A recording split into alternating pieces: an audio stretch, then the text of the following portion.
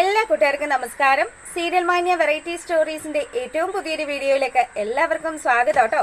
അപ്പൊ ഞാൻ എത്തിയിരിക്കുന്നത് കുടുംബവിളക്ക് സീരിയലിന്റെ നാളത്തെ സൂപ്പർ ഹിറ്റ് കഥയും ഒക്കെ ആയിട്ടാണ്. എന്തായാലും നമ്മളെല്ലാവരും കാത്തിരുന്ന ആ ഒരു മുഹൂർത്തം തന്നെയാണ് നാളത്തെ പ്രമോ വിശേഷത്തിൽ കാണിച്ചിട്ടുള്ളത്.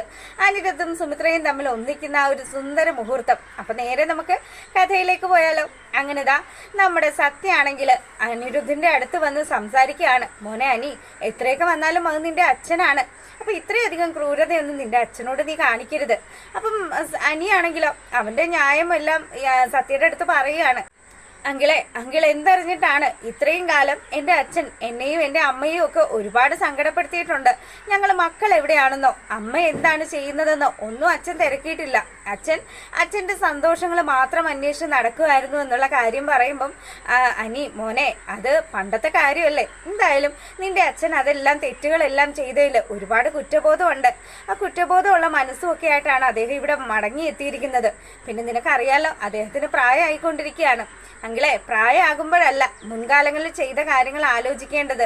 നല്ല പ്രായത്തിൽ തന്നെ അതെല്ലാം ആലോചിക്കണം. അല്ലാതെ ഇനിയിപ്പം ഇത്തരം കാര്യങ്ങളൊക്കെ പറഞ്ഞിട്ട് എന്തേലും പ്രയോജനം ഉണ്ടോ എന്ന് ചോദിക്കുകയാണ്. അപ്പൊ അനിരുദ്ധിന്റെ ഓരോ ചോദ്യത്തിന് മുന്നിലും പൊരുതി നിൽക്കാനാണ് സത്യൻ ശ്രമിക്കുന്നത്. സത്യൻ നമ്മുടെ സിദ്ധുവിന് ഒരു വാക്ക് കൊടുത്തിട്ടുണ്ടല്ലോ, എന്ത് ചെയ്തിട്ടാണെങ്കിലും സിദ്ധാർത്ഥിന്റെ അടുത്തേക്ക് അനിരുദ്ധിനെ കൊണ്ടുവരൂ എന്നുള്ള ഒരു വാക്ക്. അതുകൊണ്ട് തന്നെ പുള്ളിക്കാരന്റെ 18ാമത്തെ അടവെടുക്കുകയാണ്. മോനെ, അവിടെ ശീതളുണ്ട്. ശീതൾ നിന്നെ കാണാൻ വേണ്ടി കാത്തിരിക്കുകയാണ്.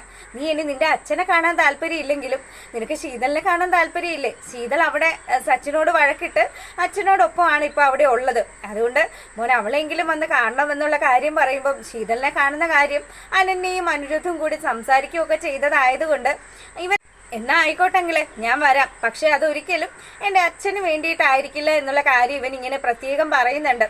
അങ്ങനെ അവന്താ അച്ഛനെയും കൂട്ടി വരുന്ന സമയത്താണെങ്കിലോ സിദ്ധാർത്ഥിന് നെഞ്ചുവേദന വന്ന് പുളയുന്നതായിട്ട് കാണിക്കുകയാണ്. അപ്പൊ പുള്ളിക്കാരനാണെങ്കിലോ നമ്മുടെ സുമിത്രയെ എങ്ങനെയും പിടിച്ചു നിർത്തുന്നതിന് വേണ്ടി ചെറിയൊരു നാടകം കളിച്ചതാണ്. അപ്പം നാടകമാണെന്ന് പോലും മനസ്സിലാകാതെ ശീതളും സരസ്വതി അമ്മയൊക്കെ അങ്ങ് വെപ്രാളപ്പെടുകയാണ്. തൻ്റെ മകൻ ഇനി അറ്റാക്കെങ്ങാനും ആണോ, അവൻ ബോധം കെട്ട് വീഴുന്ന അവസ്ഥ വരെ വന്നു. അതുകൊണ്ട് ആശുപത്രി കൊണ്ടുപോകാണ്ട് പറ്റില്ല. മോളെ, നീ ഒരു കാര്യം ചെയ്യ്. സുമിത്ര ഇപ്പൊ ഇറങ്ങിയതല്ലേ ഉള്ളൂ, സുമിത്ര എത്രയും പെട്ടെന്ന് വിളിക്കെന്ന് പറയാ. അപ്പൊ ശീതൾ ആ ഒരു വെപ്രാളത്തിനിടയ്ക്ക് ഫോൺ എടുത്ത് സുമിത്രയെ ഫോൺ ചെയ്യുമ്പം സുമിത്ര ചോദിക്കുക, മോളെ അമ്മ ഇപ്പൊ അവിടെ നിന്ന് ഇറങ്ങിയതല്ലേ ഉള്ളൂ, എന്താ മോള് വിളിച്ചതെന്ന് ചോദിക്കുമ്പം അമ്മ അച്ഛന് പെട്ടെന്ന് ഒരു നെഞ്ചുവേദന വന്നു, അമ്മ തിരികെ വീട്ടിലേക്ക് വാന്ന് പറയുമ്പം സുമിത്രതാ ഞാൻ ഇപ്പൊ തന്നെ വരാന്നും പറഞ്ഞ് കോള് കട്ട് ചെയ്യാണ്. അപ്പൊ സുമിത്രയെ വീട്ടിലെത്തിക്കുന്നതിന് വേണ്ടിയിട്ട് സിദ്ധാർത്ഥ് കളിച്ച നാടകമാണെന്ന് അറിയാതെയാണ് നമ്മുടെ ശീതളും സരസ്വതിയമ്മയും ഒക്കെ ഇതിന് കൂട്ടു നിൽക്കുന്നത്. അങ്ങനെതാ സുമിത്ര ഓടി കതച്ച് വീട്ടിൽ വന്നു. വരുമ്പോ കാണുന്ന കാഴ്ച എന്ന് പറഞ്ഞാല് സിദ്ധാർത്ഥ് നെഞ്ചുവേദന കൊണ്ട് പുളയുന്ന ആ ഒരു അവസ്ഥ.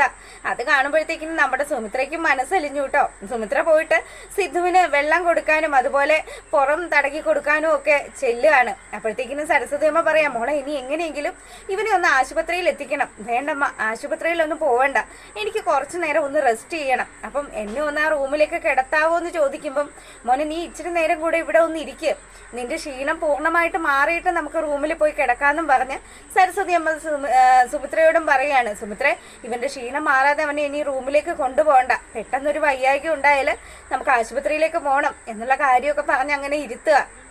അപ്പൊ ഈ സമയത്താണെങ്കിലോ നമ്മുടെ സത്യത പറഞ്ഞതുപോലെ തന്നെ വാക്ക് പാലിച്ചിരിക്കുകയാണ്. സിദ്ധാർത്ഥിന്റെ അരികിലേക്ക് നമ്മുടെ അനിരുദ്ധമൊക്കെ ആയിട്ട് വരികയാണ്. അപ്പം അനിരുദ്ധ ആദ്യം നമ്മുടെ സത്യമാണ് വണ്ടിയിൽ നിന്ന് ഇറങ്ങിയത്. പുള്ളിക്കാരൻ വന്നു നേരെ വീട്ടിനുള്ളിലേക്ക് കയറുമ്പോഴത്തേക്കിനും എനിക്കാണെങ്കിൽ ഒരു മടിയൊക്കെ ഉണ്ട്. പ്രത്യേകിച്ച് സരസ്വതി അമ്മ എന്ന് പറയുന്ന പാഷാണത്തി കൃമി ആ വീട്ടിലുള്ളത് കൊണ്ട് തന്നെ ഇവന് വീട്ടിലേക്ക് വരാനായിട്ട് ഭയങ്കര മടിയാണ്. പിന്നെ തന്റെ പെങ്ങളുണ്ടല്ലോ, പെങ്ങളെ കണ്ട് കാര്യങ്ങളൊക്കെ സംസാരിക്കണം. അവളും സച്ചിനും തമ്മിലുള്ള കാര്യങ്ങൾ സംസാരിക്കാനായിട്ട് അവളുടെ സഹോദരനായിട്ട് മൂത്ത സഹോദരനായിട്ട് താൻ മാത്രമല്ലേ ഉള്ളൂ. അപ്പൊ അതുകൊണ്ട് തന്നെ അവൻ നേരെ വീട്ടിലേക്ക് വരുന്ന സമയത്താണെങ്കിലോ സുമിത്ര ഈ സിദ്ധുവിന്റെ വെപ്രാളമൊക്കെ കണ്ടു. അപ്പം സത്യ വരുമ്പോൾ സത്യ വന്ന് ചോദിക്കുന്നുണ്ട്, സാറിന് എന്താ പറ്റിയെന്ന്. അപ്പൊ പെട്ടെന്ന് എനിക്കൊരു നെഞ്ചുവേദന ഉണ്ടായതാണ് സത്യ, വേറെ പ്രശ്നങ്ങളൊന്നും ഇല്ലാന്ന് പറയുമ്പം സത്യയാണെങ്കിലോ സാറിനെ ആശ്വസിപ്പിക്കാൻ അവിടെ നിൽക്കുന്ന സമയത്ത് നമ്മുടെ സുമിത്രയും ഒക്കെ വല്ലാണ്ട് നിൽക്കുക.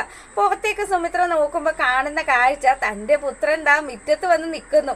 അപ്പൊ അനിരുദ്ധിനെ കണ്ടത് മോനെ അനിയെന്ന് പറഞ്ഞ് സുമിത്ര നീട്ടി അങ്ങ് വിളിക്കുക. അങ്ങനെ ദാ അനിയാണെങ്കിലോ ആ വിളി കേൾക്കുമ്പോൾ തൻ്റെ അമ്മ നിൽക്കുന്നു. അമ്മയെ മരിച്ചുപോയി എന്ന് വിചാരിച്ച അമ്മ ദാ നിൽക്കുന്നത് കാണുമ്പം അനിരുദ്ധ് ഭയങ്കരമായിട്ട് ഷോക്കാകുകയാണ്.